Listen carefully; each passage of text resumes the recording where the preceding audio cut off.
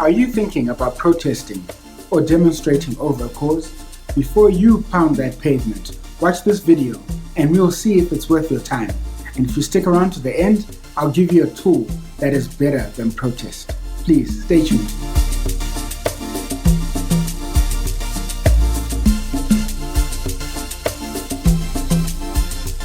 Thank you for watching this video. My name is Ndumi. I'm an African who has a strong desire to see Africa become all that God has created it to be.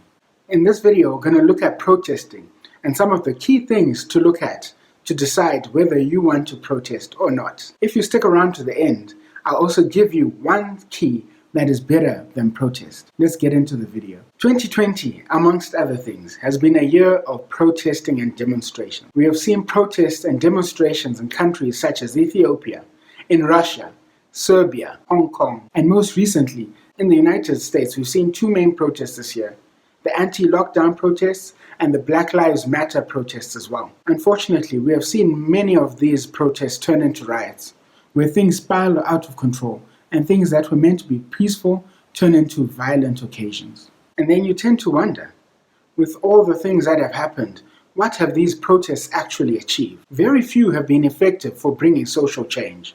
And we have seen a little bit of change with statues being brought down and names of streets being changed.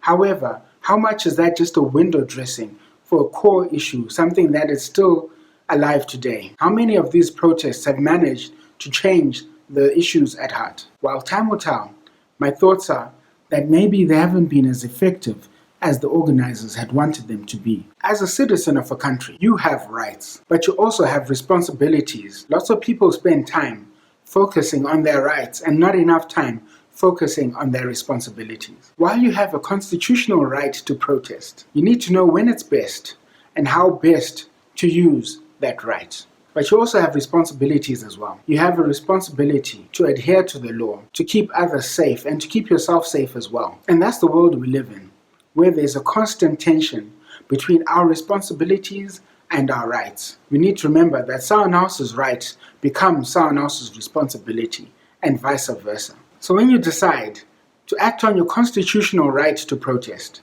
you have to ask yourself, do I really agree with the cause? Like, really agree with the cause. You need, as an individual, need to dig deep and find out, what are people really protesting about? Do I really believe in the things that people are protesting about? Or am I just following the crowd? If you really agree about the protest and what it is about, then you should exercise your right to protest. When I think about the recent Black Lives Matter protests that are still even happening around the world as we speak, I agreed on face value on the premise of Black Lives Matter. But as I dug deep and I looked into what the organization is actually about, I found that we have differing worldviews. We've got different ways of seeing the world. And what would that mean for me? It means I have to be selective and pick the issues in where Black Lives Matter worldview and my worldview align. However, it doesn't mean that every single cause or every single issue that Black Lives Matter is deep and personal to me either. And it doesn't mean that I should support it through protests. Likewise, we need to be able to look through issues and sort through them in a way that we know what we're getting ourselves into. We know what we're agreeing to, we are knowing what we're protesting against, and we know what we're protesting for. We also need to ask ourselves, what do I want to achieve by protesting or demonstrating?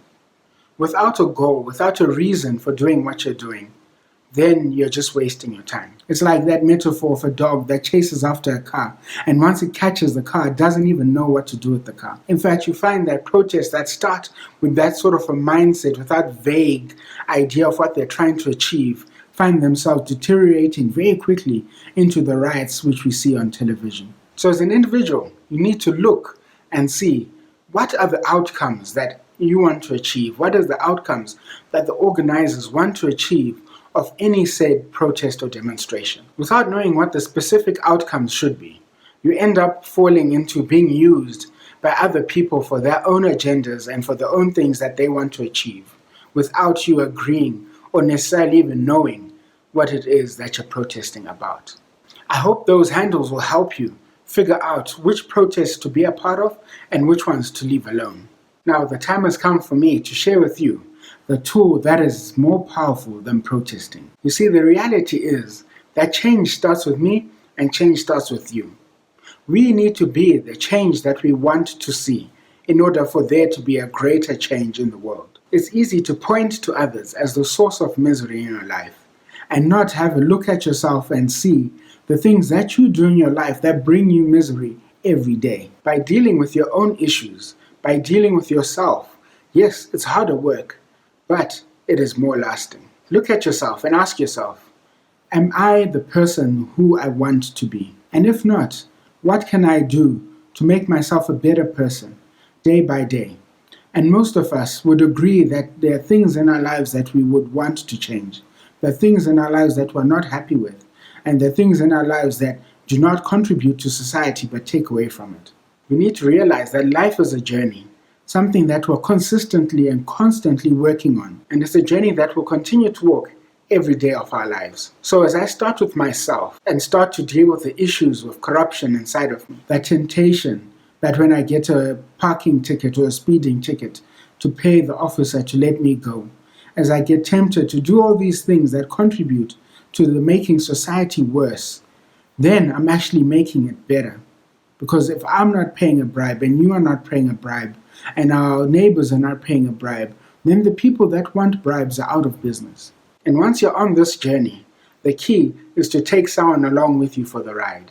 As you find someone to take the journey with, and the two of you, and then grows to 3, 4, 5, 6, and 7 of you decide to make the world a better place, then you're actually affecting a change that is not just temporary in a protest on one day, but is a change that is long-lasting that other generations will benefit from. The key to enjoying life and the key to dealing with some of these issues that you want to protest over is by dealing with yourself at first. Michael Jackson said it best, that I'm dealing with the man in the mirror. I'm asking him to change his way. And that's what we need to do. We need to look at the man in the mirror. We need to look at ourselves and say, how can we change our way? And once we change our way, then we can make the world a better place. Question of the day. How can you be the change that you want to see? And what can you do today to start living it? Please comment down below. I'd love to read your comments and I'd like to engage with you in the comment section. You have every single right to use your constitutional rights to demonstrate and to protest. But you have to see, am I using my rights wisely?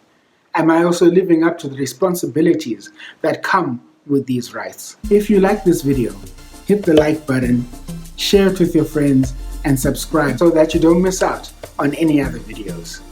Take care.